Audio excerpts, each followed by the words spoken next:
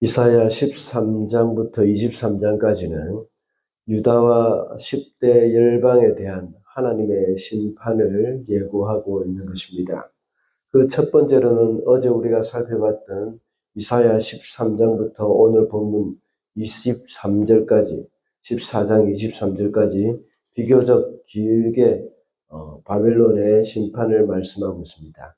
그리고 이어서 뒷부분에 가서는 아수르와 블레셋의 심판도 예언을 하고 있습니다. 오늘은 어제에 이어서 바벨론의 심판을 좀 더 생각을 해보겠습니다. 바벨론의 심판을 예고할 때에 주로 그의 교만을 언급을 하고 있습니다. 이사야 선지자가 언급하고 있는 바벨론은 교만한 사탄을 예표하고 있죠. 그래서 하나님의 백성을 억압하고 핍박하는 그 사탄의 최후를 보여주고 있습니다. 우리 성도들은 하나님의 백성으로 살아가고 있지만 이 땅에서 왕노릇하고 있는 사탄의 유혹에 쉽게 넘어가 버리기도 합니다. 무엇보다도 사탄의 대표적인 성품이 교만이라고 한다면 주님의 대표적인 성품은 겸손입니다.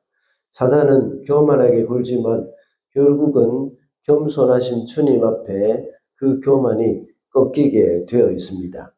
그래서 오늘은 교만이 꺾어지다라는 제목으로 말씀을 살펴보고자 합니다.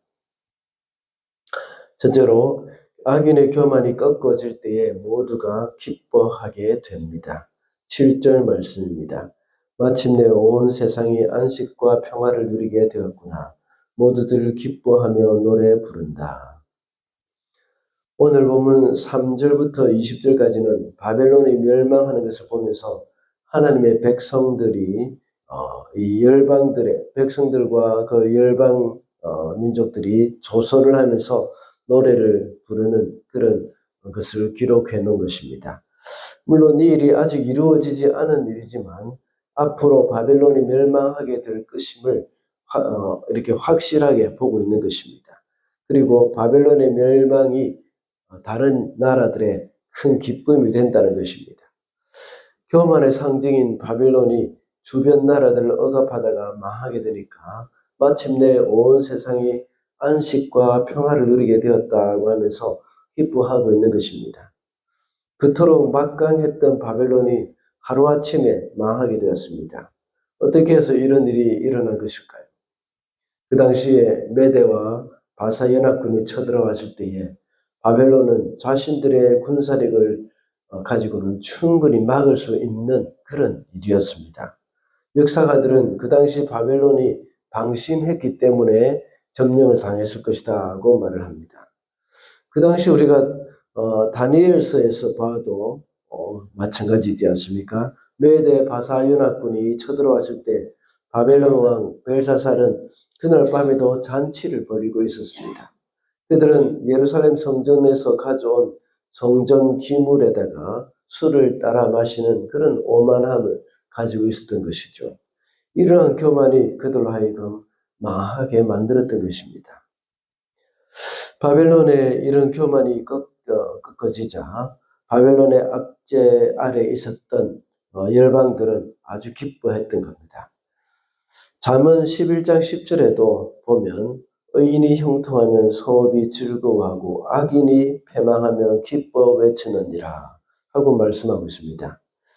사람들은 교만하여 억압을 하는 사람들을 두려워하기도 하지만 그 교만한 자가 망하고 나면 모두가 기뻐하게 되어 있습니다.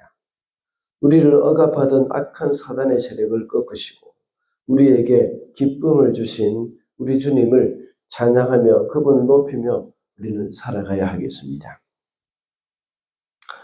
둘째로 교만이 꺾이게 될 때 자신의 한계를 깨닫게 되는 것입니다. 10절 말씀입니다. 그 망령들이 너에게 한마디씩 할 것이다. 너도 별 수 없이 우리처럼 무력해졌구나. 우리와 똑같은 신세가 되었구나. 10절 말씀은 죽은 영들이 이렇게 노래할 것이라는 말씀이죠. 그렇게 자신의 힘을 자랑하면서 교만하던 바벨론도 별 수 없다는 말입니다. 그래서 먼저 죽어서 스올로 들어간 다른 영혼들과 똑같은 신세가 되었다는 것을 말하고 있습니다. 한참 힘이 있고 교만할 때는 자기가 신이라도 된 것처럼 생각을 합니다. 그래서 자신의 한계를 알지 못한 채 행동을 하지만 그 교만이 꺾이는 날이 오게 되면 마침내 자신의 한계를 깨닫게 됩니다. 역사의 수많은 권력자들이 자신의 권세가 꺾인 후에야 자신의 한계를 알게 되었습니다. 권력자들은 자신을 신격화시킵니다. 로마의 황제도 역시 모든 식민지 국가들과 로마 시민에게 로마 황제를 숭배할 것을 강요했습니다. 그러다가 결국은 망하게 되었죠. 과거 일제시대 때도 역시 마찬가지지 않습니까? 신사참배, 동방요배 이런 것들로 일본 황제를 숭배하게 했습니다. 이를 거부한 기독교인들을 얼마나 핍박했는지 모릅니다. 그러다가 원자폭탄 2번 맞은 후에야 그 한계를 깨닫고 항복을 하게 되었습니다. 우리가 얼마나 교만하기 쉬운 존재인지를 인식해야 합니다.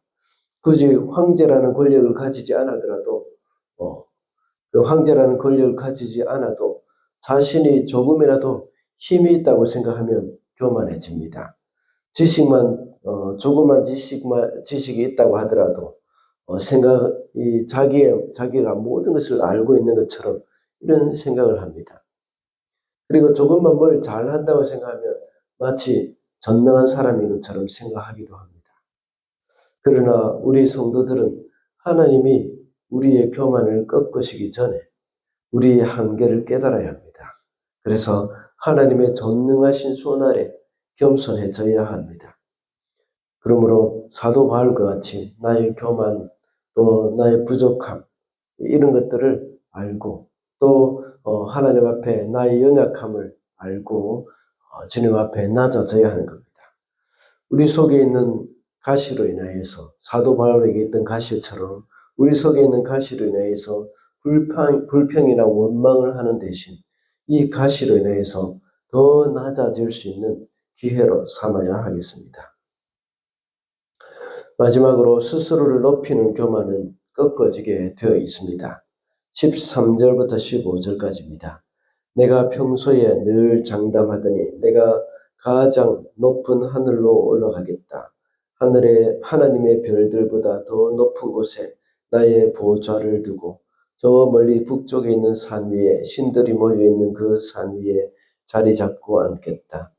내가 저 구름 위에 올라가서 가장 높으신 분과 같아지겠다 하더니 그렇게 말하던 내가 서울로 땅 밑의 구덩이에서도 맨 밑바닥으로 떨어졌구나. 여기서는 바벨론의 교만을 가리키는 말입니다. 바벨론은 스스로 교만해져서 내가 높은 하늘로 올라가겠다 하고 말을 합니다. 그래서 신들이 모여 사는 그 산 위에 자리 잡고 앉겠다 이렇게 말을 하고 있습니다. 특히 14절에는 하나님과 같아지겠다 하고 선언을 하고 있습니다. 실제로 바벨론 왕은 자기 마음대로 무엇이든지 할 수 있었습니다. 그래서 스스로 높이는 시도를 여러 번 했습니다.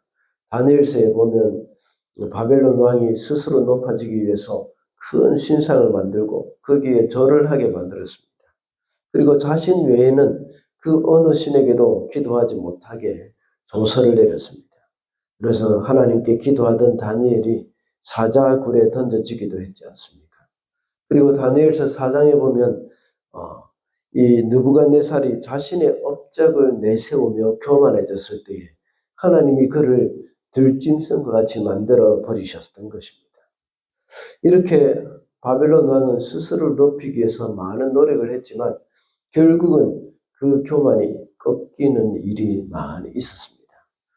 그리고 나중에는 그 바벨론이 완전히 망하게 되었죠. 사람은 스스로 높일 경우에는 망하게 되어 있습니다. 내가 높아지는 것이 아니라 우리는 하나님을 높이는 것에 이 하나님이 높아지는 것에 관심을 가져야 합니다. 나는 낮아지고 하나님이 높아지셔야 합니다. 비록 나 스스로가 낮아지고 다 망한다고 하더라도 그 일로 인해서 하나님이 높아지신다면 그것으로 만족해야 합니다. 자주 말씀을 드린 대로 내가 할 일은 스스로 낮아지는 일입니다. 그리고 우리를 높이는